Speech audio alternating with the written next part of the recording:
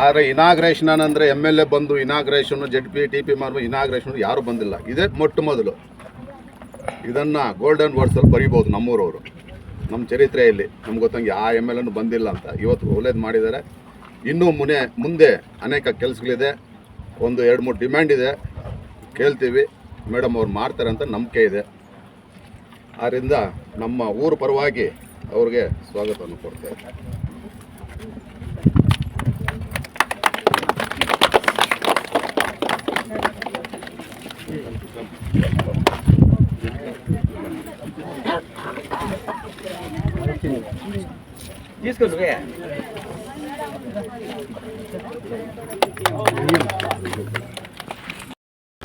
ಅಲಿಕುಂಟೆ ಕೆದರೆಲೆ ಗ್ರಾಮಕ್ಕೆ ಬಂದು ನಮ್ಮ ನೆಚ್ಚಿನ ಶಾಸಕರಾದಂಥ ರೂಪಾ ಮೇಡಮ್ ಅವರು ಬಂದು ಕುಡಿಯೋ ನೀರು ಘಟಕವನ್ನು ಓಪನ್ ಮಾಡಿದ್ದಾರೆ.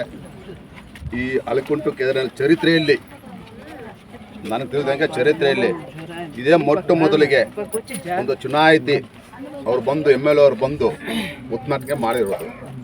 ಇದುವರೆಗೂ ಯಾವ MLAನೂ ಬಂದಿಲ್ಲ, ಇಷ್ಟೊಂದು ಕೆಲಸ ನಮ್ಮೂರಿಗೆ ಮಾಡಿಲ್ಲ. ನಾನಿದ್ದಾಗ ನಮ್ಮ ಇದು ಮಾಡ್ತಾ ಇದ್ದಾರೆ. ಒಂದು ನಿಮಿಷ ಹಿಂದೆ ನಮ್ಮಲ್ಲಿ ಸೆಲ್ವಮಣಿ ಅಂತ DC ಅವರಿದ್ದರು. ಈಗ ಅವರು ಅದೇ ಸಿಸ್ಟಮ್ಗೆ STP ಟ್ಯಾಂಕ್ಸ್ ಎಲ್ಲಿದೆ, UGD ಕನೆಕ್ಷನ್ಸ್ದು ಆ ಮೇಂಟೈನ್ ಮಾಡೋ ಅಂತ DM ಆಗಿದ್ದಾರೆ ಅವರೀಗ. ಅವರು ಅದನ್ನು ನೋಡುವಂಥದ್ದು. ಹಿಂದೆ ನಮ್ಮ KGF ಅಲ್ಲಿ ನಮ್ಮ 150 ವರ್ಷದ ಚರಿತ್ರೆಯಲ್ಲಿ ನಾವು UGD ಸಿಸ್ಟಮ್ನೇ ಮಾಡಿಲ್ಲ. 70 ವರ್ಷಗಳಾದಮೇಲೆ ಸ್ವತಂತ್ರ ಬಂದು 70 ವರ್ಷಗಳಾದಮೇಲೆ ಫಸ್ಟ್ ಟೈಮ್ KGF ಅಲ್ಲಿ 70 ಕಿಲೋಮೀಟ್ರು UGD ಸಿಸ್ಟಮ್ನ ಇನ್ಸ್ಟಾಲ್ ಮಾಡ್ತೀವಿ. ಆ ಸಿಸ್ಟಮ್ನ ಮತ್ತೆ ಕರೆಕ್ಟಾಗಿದೆಯಾ ಇಲ್ವಾ ಅಂತಂದ್ಬಿಟ್ಟು ಅವರು ಅದನ್ನು ಚೆಕ್ ಮಾಡಬೇಕಾಗುತ್ತೆ. ಅದನ್ನು ಮಾಡಿರಲಿಲ್ಲ. ಯಾರು 70 ಕಿಲೋಮೀಟರ್ಸು ಪೈಪ್ಲೈನು ಅಥವಾ UGD ಮಾಡ್ಕೊಂಡು ಬಂದಿರ್ತಾರೆ, ಅದನ್ನು ಟೆಸ್ಟ್ ಮಾಡಬೇಕಾಗತ್ತೆ. ಮನೆಗಳದ್ದು ಇಂಡಿವಿಜುವಲ್ ಕನೆಕ್ಷನ್ಸ್ ಕೊಟ್ಟು STP ಟ್ಯಾಂಕ್ಸ್ ಅಂತಿರುತ್ತೆ, ಅದನ್ನು ರನ್ ಮಾಡಬೇಕಾಗಿರುತ್ತೆ. ಆ ಪ್ರೊಸೀಜರ್ಸ್ನ ಮಾಡೋದ್ರಲ್ಲಿ ಟ್ರೈನಿಂಗ್ ಆಗಿರುವಂಥ ಟೆಕ್ನಿಷಿಯನ್ನ ಇಟ್ಟು ಆ ಕೆಲಸ ತಗೊಂಡಿಲ್ಲ. ಟ್ರೈನಿಂಗ್ ಟೆಕ್ನಿಷಿಯನ್ಸ್ ಅವಶ್ಯಕತೆ ಇರುತ್ತೆ. ಒಬ್ಬ ರಿಸೋರ್ಸ್ ಪರ್ಸನ್ ಇರ್ತಾನೆ, UGD STP ಟ್ಯಾಂಕ್ಸ್ನ ಲಿಂಕ್ ಮಾಡೋದು, ಮತ್ತು ಅದನ್ನು ಯಾವ ಥರ ಬೇರೆ ಬ್ಯಾಂಗ್ಳೂರಲ್ಲಿ ಕೆಲಸ ಮಾಡಿರೋನು ಮಾತ್ರ ಅದ್ರ ಬಗ್ಗೆ ಐಡಿಯಾ ಇರುತ್ತೆ. ಅಂಥದ್ದು ಕೋಆರ್ಡಿನೇಷನ್ ಪ್ರಾಬ್ಲಮ್ ಆಗಿದೆ. ಹಂಗಂದ್ಬಿಟ್ಟು ಕಸಾನ ಎಲ್ಲ ಬೆಂಗಳೂರಂಥ ಜಾಗದಲ್ಲಿ ಇಲ್ಲಾದರೂ ಜಾಗ ಇದೆ. KGF ಅಲ್ಲಿ ಮೈನಿಂಗ್ ಏರಿಯಲ್ಲಿ ಜಾಗ ಇದೆ, ಹಳ್ಳಿಗಳಲ್ಲಿ ಜಾಗ ಇದೆ.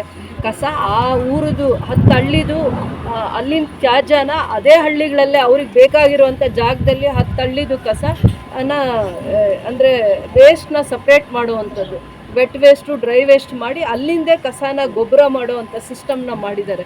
ಅದನ್ನು ಸ್ಮೆಲ್ ಆಗಿ ಇನ್ನೊಂದು ಸಾರ್ವಜನಿಕರಿಗೆ ತೊಂದರೆ ಆಗುವಂಥ ವ್ಯವಸ್ಥೆಗೆ ತರಬೇಕು ಅನ್ನೋವಂಥ ಉದ್ದೇಶ ಅಲ್ಲ. ಅದನ್ನು ವ್ಯವಸ್ಥಿತವಾಗಿ ಮಾಡ್ತಾ ಇಲ್ಲ. ಮಾಡೋದಕ್ಕೆ ಅವ್ರು ಟ್ರೈನಿಂಗ್ ಆಗಿಲ್ಲ. ಟೆಕ್ನಿಕಲ್ ಪರ್ಸನ್ನ ಕರೆದು ಜೊತೆಯಲ್ಲಿಟ್ಕೊಂಡು ಕೆಲಸ ಮಾಡ್ತಾ ಇಲ್ಲ.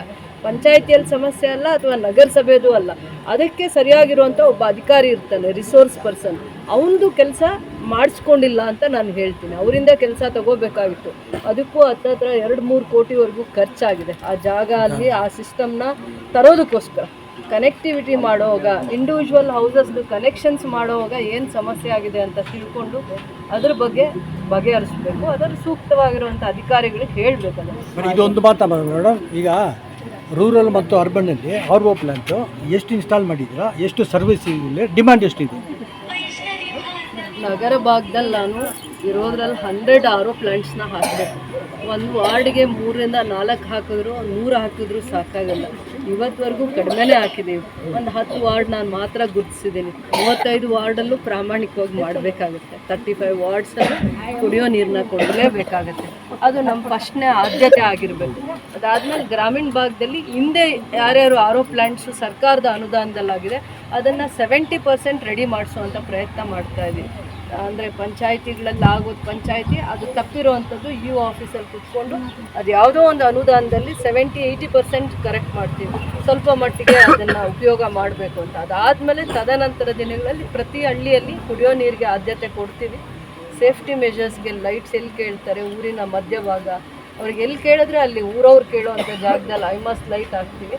ಹಳ್ಳಿಗಳಿಗೆ ರಸ್ತೆ ಅಂದರೆ ಲಿಂಕ್ ರೋಡ್ಸು, ಈ ಹಳ್ಳಿಯಿಂದ ಈ ಹಳ್ಳಿಗೆ ರಸ್ತೆ ಚೆನ್ನಾಗಿಲ್ಲ ಅಂತ ಎಲ್ಲಿ ಹೇಳ್ತಾರೆ, ಸ್ಕೂಲ್ಗೆ ಹೋಗೋ ದಾರಿ, ಹಾಸ್ಪಿಟ್ಲ್ಗೆ ಹೋಗೋ ದಾರಿ, ಟೌನಿಗೆ ಲಿಂಕ್ ಆಗುವಂಥ ದಾರಿಗಳು ಯಾವ್ಯಾವ ಹೇಳ್ತಾರೆ ಅವೆಲ್ಲ PREDಯಲ್ಲಿ 40 ಕಿಲೋಮೀಟ್ರ್ ನಮಗೆ ಗ್ರಾಮೀಣ ರಸ್ತೆ ಅಭಿವೃದ್ಧಿಗೆ ಅವಕಾಶ ಕೊಟ್ಟಿರೋದ್ರಿಂದ 41 ಕಿಲೋಮೀಟರ್ಸು ಈಗಾಗಲೇ ನಾವು 60 ಕಿಲೋಮೀಟರ್ಸ್ನ ಕವರ್ ಮಾಡ್ಕೊಳ್ಳೋದಕ್ಕೆ ನಮ್ಗೆ ಆದ್ಯತೆ ಕೊಟ್ಟಿದ್ದಾರೆ, ಇಂಪಾರ್ಟೆನ್ಸ್ ಕೊಟ್ಟಿದ್ದಾರೆ, ಅದರಲ್ಲಿ ಕವರ್ ಮಾಡ್ತಾರೆ ಅಂತ ಗ್ರಾಮ ಪಂಚಾಯತಿ ಪಾರನ್ನಲ್ಲಿ.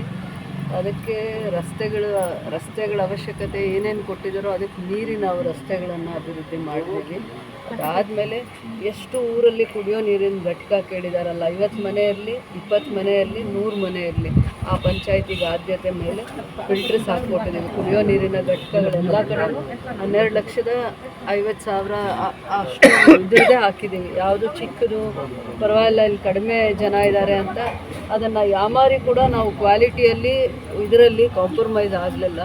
ಫಿಲ್ಟರ್ಸ್ ಅವ್ರು ಕೇಳಿದ್ದು ಒಂದು ಊರಲ್ಲಿ ನಿಧಾನ ಹಾಕಿದ್ರು ಪರವಾಗಿಲ್ಲ, ಆ ಕ್ವಾಲಿಟಿ ಸಿಸ್ಟಮ್ನೇ ನಾವು ಇನ್ಸ್ಟಾಲ್ ಮಾಡಬೇಕು, ಅದು 5 ವರ್ಷ ಮೇಂಟೆನೆನ್ಸ್ ಕಂಪ್ನಿಯವರೇ ಮಾಡಬೇಕು ಯಾವತ್ತೂ. ಮತ್ತು ಆ ಭಾಗದಲ್ಲಿರುವಂಥ ಗ್ರಾಮಸ್ಥರು ಸ್ಥಳೀಯರಿಗೆ ಸಮಸ್ಯೆ ಆಗಬಾರ್ದು ಅಂತ ದೂರದೃಷ್ಟಿ ಇಟ್ಕೊಂಡು ಫಿಲ್ಟರ್ ಹಾಕಿ ಪಂಚಾಯತಿಗೆ ಹ್ಯಾಂಡ್ ಓವರ್ ಮಾಡಿ ಹೊರಟೋದ್ರೆ 6 ತಿಂಗಳು ಕೆಲಸ ಮಾಡಿ ಮತ್ತು 5 ವರ್ಷ ಹಾಗೆ ಒದ್ದಾಡ್ತಾ ಇರ್ತಾರೆ. ಒಂದು ಸತಿ ಅಭ್ಯಾಸ ಆಗಿರ್ತಾರೆ ಕುಡಿಯೋ ನೀರು, ಫಿಲ್ಟರ್ ನೀರು ಕುಡಿಯೋ ಅಂಥದ್ದು, ಮತ್ತೆ ಒದ್ದಾಡ್ತಾರೆ ಬೇರೆ ಊರುಗಳಿಗೆ ಹೋಗುವಂಥದ್ದು. ಅಂಥವೆಲ್ಲ ಸಮಸ್ಯೆಗಳನ್ನ ಸೂಕ್ಷ್ಮವಾಗಿ ನಾವು ಪರಿಗಣನೆಗೆ ತೊಗೊಂಡು ಅದಾದಮೇಲೆ ಯಾರು ನಮಗೆ ಇನ್ಸ್ಟಾಲೇಷನ್ ಮಾಡ್ತಾರೆ 5 ಇಯರ್ಸ್ ಅವ್ರದ್ದೇ ಮೇಂಟೆನೆನ್ಸ್ ಇರಬೇಕು. ಎವ್ರಿ 3 ಮಂತ್ಸ್ ಬಂದು ಆ ಸಿಸ್ಟಮ್ಸ್ನ ಬ್ಯಾಕ್ ವಾಟರ್ ಮಾಡುವಂಥದ್ದು, ಸ್ಯಾಂಡ್ ಕ್ಲೀನಿಂಗ್ ಮಾಡುವಂಥದ್ದು, ಕಾರ್ಬನ್ನ ಮತ್ತೆ ಅದನ್ನು ಚೆಕ್ ಮಾಡುವಂಥದ್ದು, ಮತ್ತು ಮೆಂಬ್ರೆನ್ಸ್ 3-4-5 ಸಿಸ್ಟಮಲ್ಲಿ ನೀರು ಫಿಲ್ಟರ್ ಆಗುತ್ತೆ. ಫಸ್ಟ್ ಸ್ಯಾಂಡ್ಗೆ ಹೋಗುತ್ತೆ, ಆಮೇಲೆ ಕಾರ್ಬನ್ದು ಒಂದು ಇದಿದೆ ಆ ಸಿಸ್ಟಮ್ಗೆ ಹೋಗುತ್ತೆ, ಮೆಂಬ್ರೆನ್ಸ್ಗೆ ಹೋಗುತ್ತೆ, ಅದಾದಮೇಲೆ ನೀರು ಬರೋದು ಎಂಡಾಗಿ. ಸೊ ಈ ಸಿಸ್ಟಮ್ನೆಲ್ಲ ಪಾಸ್ ಆಗೋ ಅಂಥದ್ದು. ಮತ್ತು ಇದು ಎಷ್ಟು ಸ್ಟ್ಯಾಂಡರ್ಡ್ ಕ್ವಾಲಿಟಿ ಅಂತಂದರೆ ಅವರಲ್ಲಿ ನಾವು ಆ ಟೆಸ್ಟ್ ರಿಪೋರ್ಟ್ಸ್ನ ಕೇಳಿದ್ದೀವಿ. ಲಾಂಗ್ ಟರ್ಮಲ್ಲಿ ಏನೇನು ಹೆಲ್ತ್ ಇಶ್ಯೂಸ್ನ ಇದು ಒಳ್ಳೆಯ ರೀತಿ ಈ ನೀರು ಕುಡಿಯೋದ್ರಿಂದ ಬೋನ್ಸ್ ಯಾಕೆ ಇದಾಗಲ್ಲ, ಟೊಳ್ಳಾಗಲ್ಲ, ಏನೇನು ಥರ ಹೆಲ್ದಿ ಮೆಷರ್ಸ್ ಏನಿದೆ ನೀವು ಅದ್ರ ಬಗ್ಗೆ ನಮಗೆ ರಿಪೋರ್ಟ್ ಕೊಡಬೇಕು, ಸ್ಟಡಿ ರಿಪೋರ್ಟ್ ಕೊಡಬೇಕು. ನಿಮ್ದು ಯಾರ್ಯಾರು ಯೂಸ್ ಮಾಡಿದ್ದಾರೆ, ನಿಮ್ಮ ಕಂಪನಿ ಬ್ರ್ಯಾಂಡ್ನ ಯಾರು ಯೂಸ್ ಮಾಡಿದ್ದಾರೆ, ಎಷ್ಟು ವರ್ಷದಿಂದ ಯೂಸ್ ಮಾಡಿದ್ದಾರೆ, ನೀವೊಂದು ಸ್ಟಡಿ ರಿಪೋರ್ಟ್ ಕೊಡಬೇಕು ಅಂತ ಹೇಳಿದ್ದೀವಿ. ಸುಮ್ಮನೆ ಅವ್ರನ್ನ ಬಿಟ್ಟಿಲ್ಲ. ಎಲ್ಲ ಜಾಗದಲ್ಲಿ ಫಿಲ್ಟ್ರ್ ಕೇಳಿದ್ರು 5 ಲಕ್ಷದ್ದು, 6 ಲಕ್ಷದ್ದು, 7 ಲಕ್ಷದ್ದು ಹಾಕ್ಬಿಟ್ಟು ಹೋಗೋಣ ಅಂತ ಆಗಲಿಲ್ಲ. ಹಾಕಿದ್ದೀನಿ, ನಾವಿರಲಿ ಇಲ್ಲದೆ ಹೋಗಲಿ ಆ ಕೆಲಸ ಅಲ್ಲಿ ಕಾಣಬೇಕು ಶಾಶ್ವತವಾಗಿ ಅನ್ನೋ ದೂರದೃಷ್ಟಿಯಿಂದ ಮಾಡಿದ್ದೀವಿ. ಅವರೇ 5 ವರ್ಷ ಮೇಂಟೈನ್ ಮಾಡಿ ಆದಮೇಲೆ 5 ವರ್ಷ ಆದಮೇಲೆ ಮತ್ತೆ ಅವ್ರನ್ನೋ ಅಥವಾ ಪಂಚಾಯತಿಯವರು ಅವ್ರ ಇತಿಮಿತಿಯಲ್ಲಿ ಅದು ಮೇಂಟೈನ್ ಆಗಬೇಕು ಅಂತ ಅಂದ್ಬಿಟ್ಟು ನಾನು ತುಂಬ ವರ್ಷಗಳ ಹಿಂದೆ ಓಡಾಡೋವಾಗ, ಇಲ್ಲಾಂದರೆ ಅಲ್ಲಿ ಫಿಲ್ಟ್ರ್ ಇರ್ತಾಯಿತ್ತು, ಕೆಲಸ ಆಗ್ತಾ ಇರಲಿಲ್ಲ, ಮಿಷಿನರಿ ಇರ್ತಾಯಿತ್ತು, ಆದರೆ ಅದು ಸಿಸ್ಟಮ್ನ ಇನ್ಸ್ಟಾಲ್ ಮಾಡಿರ್ತಾ ಇರಲಿಲ್ಲ. ಎಲ್ಲ ಥರ ಸಮಸ್ಯೆ ನೋಡಿಕೊಂಡು ಸ್ವಲ್ಪ ನಿಧಾನ ಆದರೂ ಆ ಸ್ಟ್ಯಾಂಡರ್ಡ್ ಕ್ವಾಲಿಟಿಯರಿ ಮಿಷಿನ್ಸ್ನೇ ನಾನು ಆಕ್ಸೆಪ್ಟ್ ಮಾಡಿದ್ದೀನಿ. ಅದ್ರ ಉಪಯೋಗ ಎಲ್ಲ ಹಳ್ಳಿಗಳಲ್ಲಿ ಅಂದ್ಬಿಟ್ಟು ಎಂಥದೋ ಫಿಲ್ಟ್ರ್ ಹಾಕೋದು, ಹಳ್ಳಿಗಳಲ್ಲಿ ಅಂದ್ಬಿಟ್ಟು ಅವ್ರಿಗೆ ಗೊತ್ತಾಗಲ್ಲ ಅಂದ್ಬಿಟ್ಟು ಯಾವುದೋ ಒಂದು ಕಂಪನಿ ಹಾಕೋದು, ಆ ಥರ ಮಾಡಲೇ ಇಲ್ಲ. ಎಲ್ಲ ಕಡೆ ನಗರ ಭಾಗ ಆಗಲಿ ಗ್ರಾಮೀಣ ಭಾಗ ಆಗಲಿ ಒಂದೇ ರೀತಿಯ ಸಿಸ್ಟಮ್ನ ಇನ್ಸ್ಟಾಲೇಷನ್ನ ಮಾಡಿದ್ದೀವಿ. ಅದೇ ಕ್ವಾಲಿಟಿ ನೀರೇ ಕೊಡುತ್ತೆ ಇವರಿಗೆ. ಲಾಂಗ್ ಟರ್ಮಲ್ಲಿ ಸಮಸ್ಯೆ ಬರಬಾರ್ದು ಅಂದರೆ ಆ ಕೆಪಾಸಿಟಿ ಕೂಡ ಅಷ್ಟೇ. ಇವರಿಗೆ ಬೋರ್ವೆಲ್ ವಾಟ್ರ್ ಇದರಲ್ಲಿ 5,000 ಲೀಟ್ರು ಕೆಪಾಸಿಟಿ, ಸ್ಟೋರೇಜ್ ಕೆಪಾಸಿಟಿ ಇರುತ್ತೆ. ಪ್ರತಿ 1 ಅವರ್ಗೆ 1-1.5 ಗಂಟೆಗೆ 2,000 ಲೀಟ್ರ್ ಫಿಲ್ಟ್ರ್ ಆಗುತ್ತೆ. ಒಂದು ಊರಿಗೆ 2,000 ಲೀಟ್ರು ಒಂದು ದಿನದಲ್ಲಿ ಅವಶ್ಯಕತೆ ಇರಲ್ಲ. ಆದರೂ ಅಂಥ ಸ್ಟ್ಯಾಂಡರ್ಡ್ ಕ್ವಾಲಿಟೀಸ್ನೇ ನಾವಿಲ್ಲಿ ಪ್ರಪೋಸ್ ಮಾಡಿರೋವಂಥದ್ದು ಕೂಡ. ಕೇಳಿದ್ದಾರೆ ಮುಖಂಡರು, ಈ ಭಾಗದಲ್ಲಿ ಮುಖಂಡರು ಯಾರ್ಯಾರಿದ್ರು ಅವರು ಐಮಾಸ್ ಲೈಟ್ ಕೊಡಿ, ಕುಡಿಯೋ ನೀರಿನ ಘಟಕ ಮಾಡಿ, ಎಲ್ಲೆಲ್ಲಿ ರಸ್ತೆಗಳ ಅವಶ್ಯಕತೆ ಇದೆ ಅಂತ ಬೇಡಿಕೆಗಳಿಟ್ಟಾಗ, ಮನೆಗಳು ಕೇಳಿದಾಗ ಸರ್ಕಾರಿ ಮನೆಗಳು ಎಷ್ಟೆಷ್ಟು ಆಗುತ್ತೆ ನನ್ನ ಹಂತದಲ್ಲಿ ಸ್ಪಂದಿಸ್ತಾ ಬಂದಿದ್ದೀನಿ.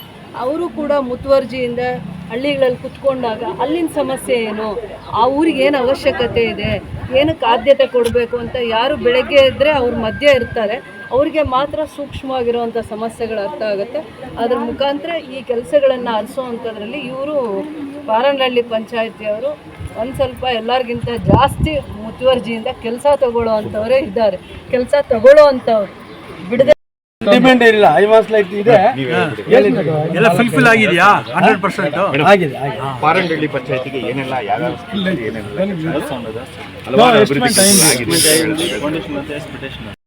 ಮಾಡಿಬಿಡ್ತಾರೆ, ಯಾವ್ದಾದ್ರು ಬ್ಯಾಲೆನ್ಸ್ ಇದೆ ಎಲ್ಲ ಮಾಡಿಬಿಡ್ತಾರೆ. ಇದರಲ್ಲಿ 20 ಆಗಿದೆ. ಸದ್ಯಕ್ಕೆ. ಆಮೇಲೆ ಐಮಾಸ್ ಲೈಟ್ಗಳು ಹಾಕ್ಸ್ತಾ ಇದ್ದಾರೆ, ಎಲ್ಲ ಮುಗಿಸಿದ್ದಾರೆ, ಎಲ್ಲ ಕೆಲಸಗಳು ಮಾಡಿದ್ದಾರೆ, ಯಾವುದು ಬರ್ತಾ ಇಲ್ಲ. ಇಷ್ಟು ತನಕ MLA ಗಳು ಎಲ್ಲ ಕೆಲಸಗಳು ಮಾಡಿದ್ದಾರೆ.